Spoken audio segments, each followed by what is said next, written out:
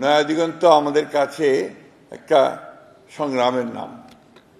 বিগত ফ্যাসিবাদী সরকারের আমলে নানাভাবে তারা নির্যাতিত হয়েছেন, নিপীড়িত হয়েছেন।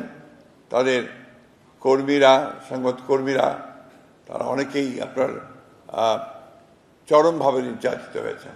তারপরে অত্যন্ত ধৈর্যের সঙ্গে, সতর্কতার সঙ্গে, অত্যন্ত বিচক্ষণতার সঙ্গে তারা এই পত্রিকাটাকে চালিয়ে গেছেন শত প্রতিবন্ধকতা সত্ত্বেও।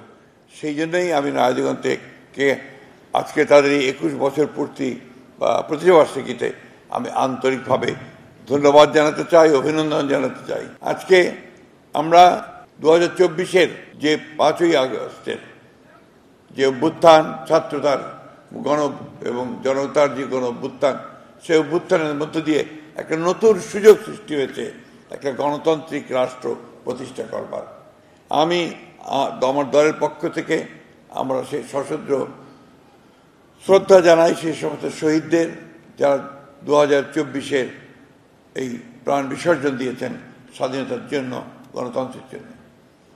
আজকে এই সময়টা নির্বাচন ঘোষণা হয়েছে 26-এর ফেব্রুয়ারি মাসের মধ্যে নির্বাচন হবে। আমরা আশা করছি এর মধ্যে সংস্কার যে সমস্ত সবাই রাজনৈতিক দলগুলো একমত হয়েছে, সনদ স্বাক্ষর করেছেন, এবং আশা করি আমরা যে এই বিষয়গুলো নিষ্পত্তি হয়ে গেছে ইতিমধ্যে, সঠিক সময়ে নির্বাচন অনুষ্ঠিত হবে।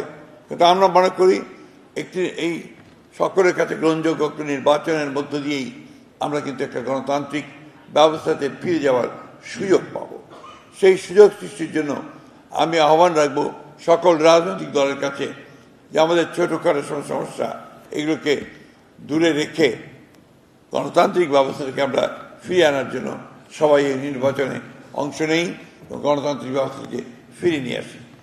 আমি সব শেষে কৃতজ্ঞতা জানাতে চাই যে তারা সত্যিকার অর্থেই একটি বস্তুনিষ্ঠ সংবাদ পরিবেশন করে চলেছেন এবং গণতন্ত্রকে প্রতিষ্ঠা করবার জন্য তারা কাজ করেছেন।